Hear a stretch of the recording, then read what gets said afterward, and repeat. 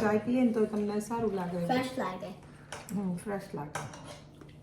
પરાઠા માટેનો જે લોટ છે એ બાંધી દઈએ. તો આ બટેકા મેશ કરેલા હોય એના કરતાં થોડો ઓછો લેવાનો છે આપણે આ પરોઠા અને એને દહીં. હેલો, ગુડ આફ્ટરનૂન, જય શ્રી કૃષ્ણ, જય સ્વામિનારાયણ. કેમ છો બધા? તો 11રસને સર્વના જય સ્વામિનારાયણ. બધાના જય સ્વામિનારાયણ કરતો 11રસ. જય સ્વામિનારાયણ. જય સ્વામિનારાયણ. તો જો આજે છોકરાઓ 11રસ કરી છે. સવારે લંચમાં શું લઈ ગયા હતા? સાબુદાણાની ખીચડી. સાબુદાણાની ખીચડી અને ચિપ્સ. ગાત્રી કહીએ આપણે ઇન્ડિયાની બનાવીને મમ્મીએ મોકલી છે, તો એ તરીને બનાવી આપી હતી છોકરાઓને. તો છોકરાએ સવારે તે ખાધું હતું. અને અત્યારે જો સ્કૂલેથી આવી ગયા છે છોકરાઓને. હવે એક બાજુ ચા બનાવી છે અને આ કુકરમાં મેં બટેકા બોઇલ કરવા મૂકી દીધા છે. તો આજે હું અત્યારે આલુ પરાઠા બનાવવાની છું, ફરાળી આલુ પરાઠા. તો હું એની તમને રેસીપી આજે ઓરેન્જ કટ. તો જો મોક્ષા અને જેના 11રસના સ્વામિનારાયણ, જય સ્વામિનારાયણ કરતો બેટા. જય સ્વામિનારાયણ. જય સ્વામિનારાયણ. ઓરેન્જ કેટલી ફાઇન દેખાય નહીં મોક્ષા? તો ચલો હવે છે ને 11 હોમવર્ક કરી દો, પછી ટ્યુશન જવાનું છે ને બેટા. ચલો જાઓ. તો ચલો આપણે છે ને પરોઠા બનાવવાના છે. એની જે પ્રિપરેશન હોય એ પ્રિપરેશન આપણે કરી લઈએ. એટલે એની અંદર આપણે ધાણા અને બધા નાખી દઈશું અને બટેકા બોઇલ થઈ જાય પછી અને તરત જ મેશ કરી દઈશું. તો ચલો ત્યાં સુધી આપણે ચાય પી લઈએ. પછી તમને હું આજે ફરાળી પરોઠાની રેસીપી બતાવીશ, જે રીતે હું બનાવતી હોઉં છું. તો એ તમે છોકરાઓને સ્કૂલમાં આપી શકો, ઘરે બી ખાઈ શકીએ. તો ચાલો મળીએ. તો આપણે જે બટેકાની છે ને આપણે નોર્મલી જે પ્રેશર કુકરમાં 3 વિસલ મારતા હોઈએ, જે એવી 3 વિસલ વગાડવાની અને પછી પટેટોસ બોઇલ થઈ જાય. આપણે ડિપેન્ડ કરે, અમુક વાર કોઈના બટેકા નાટ બી ચડ્યા હોય તો તમે 4 બી આવી દઈ શકો. તો યુઝવલી હું 3 વિસલ કરતી હોઉં છું પ્રેશર કુકરમાં. તો જો હું ને મોક્ષા અને 3 જણા ચાય પીવા બેસી ગયા છે. અમે 11રસની ચાય પીવા બેસી ગયા છે. કામ તો બધું બહુ પડ્યું છે નહીં મોક્ષા? પણ ચાય પીવા બેટા. મોક્ષા તો ટ્યુશન જવાનું બેટા નહીં? મોક્ષા શું ખાય છે? ચિપ્સ અને ચાય પીવે છે. તો આવો બધા ચાય પીવા.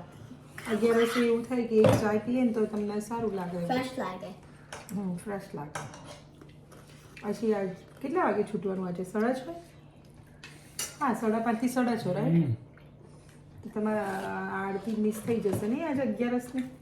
પણ તમે આવો પછી પાછું કરીને જોઈ શકાય, એટલે પાછી કરી દઈશું. Okay? But I can see the murtis at least. I can see the murtis. તો ચાલો હવે ચાય પી લઈએ. ચાય પીને પછી પરાઠા બનાવીએ ને બેટા. તો જો હવે આપણે છે ને પટેટોસ બોઇલ થઈ ગયા છે, એટલે હવે આપણે એને પીલ કરીને ફટાફટ મેશ કરી દઈશું. કારણ કે ઓલરેડી થોડું આજે મારે લેટ થઈ ગયું હતું બટેકા બાફે. પછી યુઝવલી શું હોય કે હું બાફી અને તરત જ જેવી વિસલ બંધ થાય ને એટલે તરત જ એને મતલબ ઠંડુ કરી અને બટેકા બોઇલ કરેલા પીલ કરીને પછી મેશ કરી દેતી હોઉં. કારણ કે જો એટલું ગરમમાં તમે પીલ કરીને મેશ કરી દો ને તો એ છે ને એમાં પેલું નહીં, અમુક વાર એવું કહેતા હોય છે કે બટેકા ચીકણા થઈ ગયા, ઢીલા થઈ ગયા ને એવું બધું.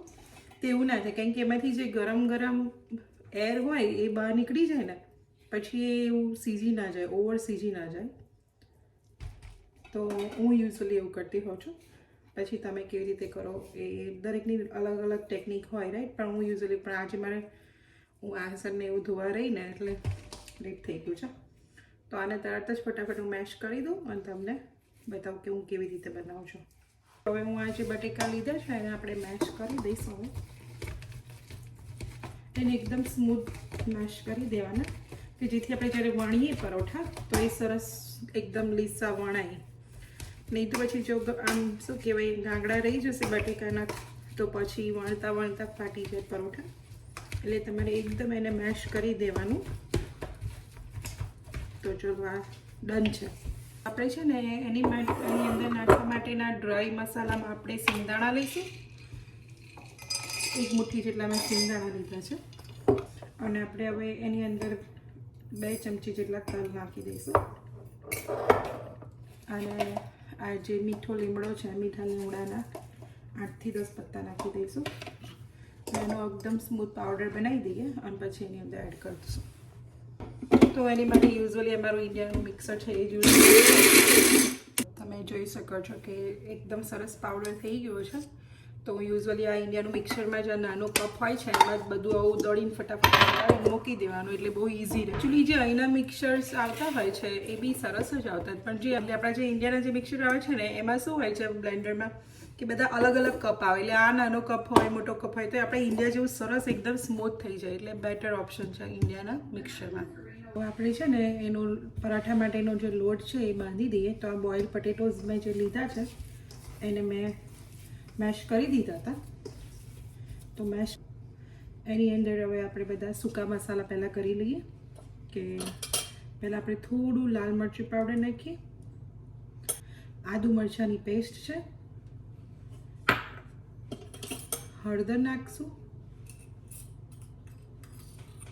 હળદર અમુક લોકો ખાતા હોય છે અમુક નથી ખાતા પણ અમે યુઝ્યુઅલી ખાતા હોય છે એટલે 11માં થોડી હળદર નાખી છે મેં.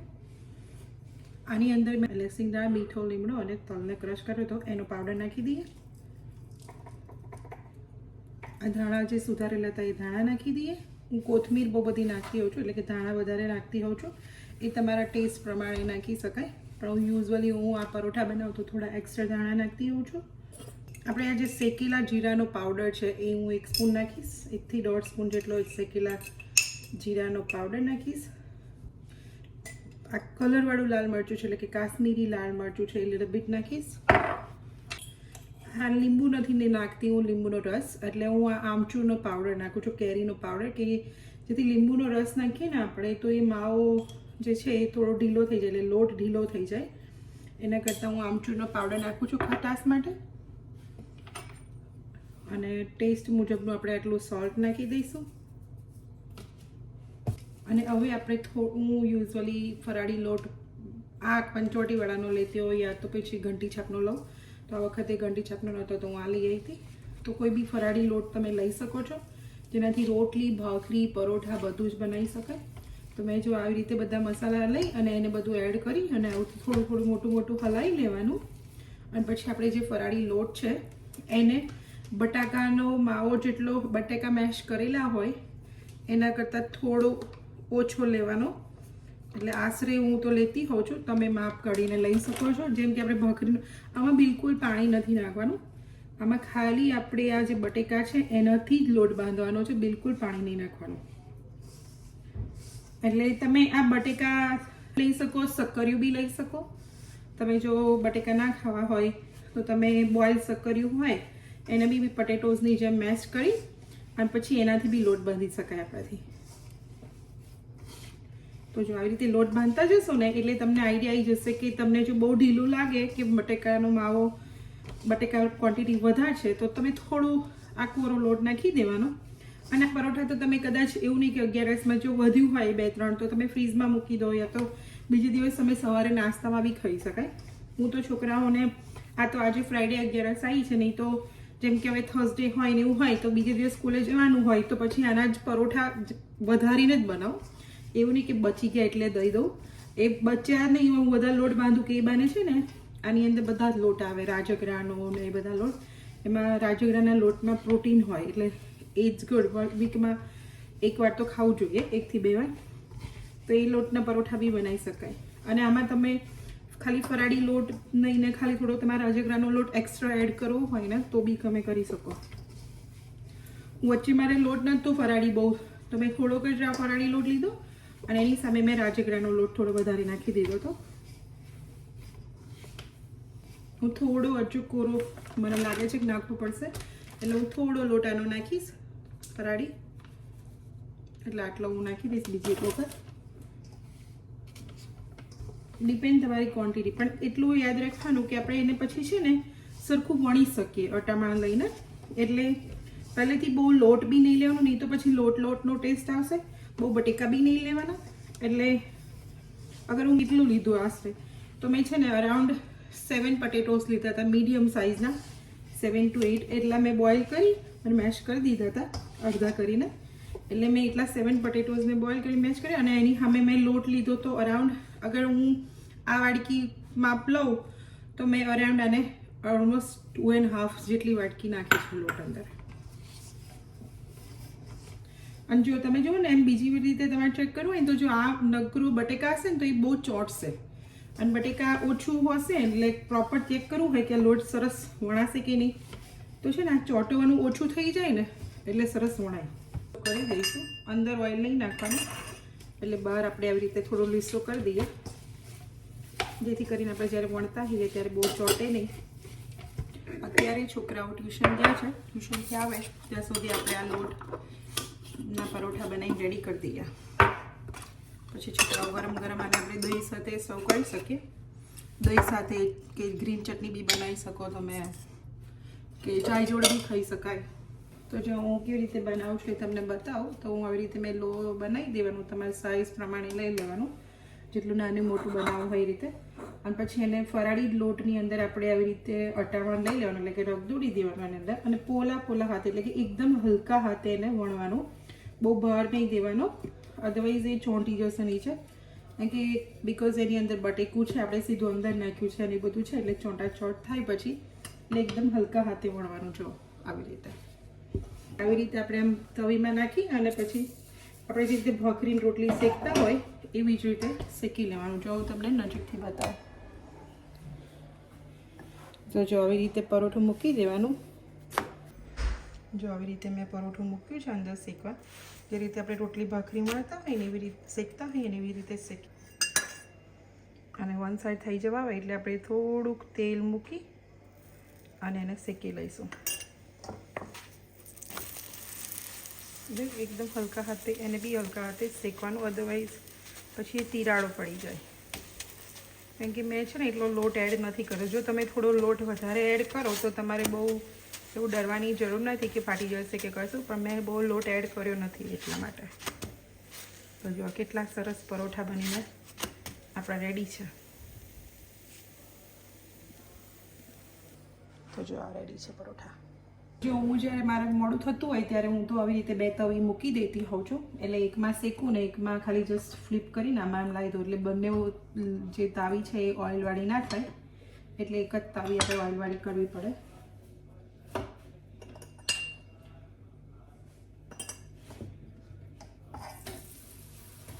તો આવી રીતે હું બનાવતી હોઉં છું.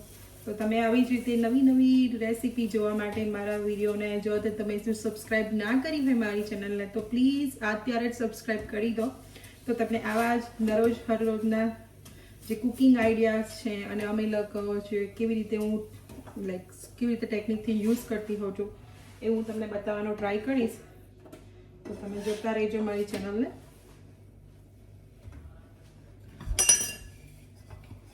તો તમે જો અત્યારે જ સબસ્ક્રાઈબ કરી દો તો અમને બી બતાડવાની મજા આવે.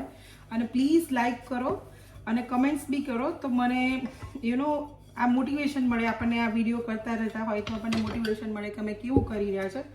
તો પ્લીઝ કમેન્ટ કરો અને તમારા ફ્રેન્ડ સર્કલમાં અમારી ચેનલને શેર કરજો.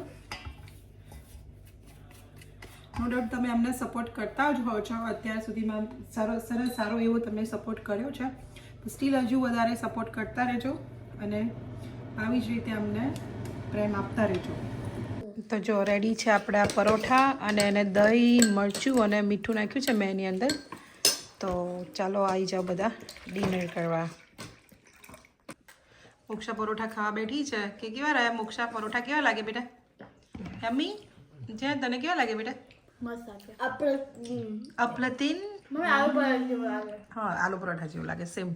આલુ પરાઠામાં આપણે શું કરીએ? આપણે અંદર સ્ટફિંગ ભરીએ, રાઈટ? આમાં આપણે હા, શાનો ટેસ્ટ આવે? રાગી બી નથી એમાં, રાજગરો છે. શું છે? રાજગરાનો ટેસ્ટ આવે. તો જો અમે લોકો જમવા બેસી ગયા છે. તો આવો બધા પરોઠા અને યોગર્ટ ખાવા માટે 11 ને મૂકશો. તો ચલો જમી લઈએ અમે લોકો. જો તમને અમારો વિડીયો ગમ્યો હોય તો લાઈક, શેર એન્ડ સબસ્ક્રાઇબ. આવજો. જય શ્રી કૃષ્ણ. Bye bye. જય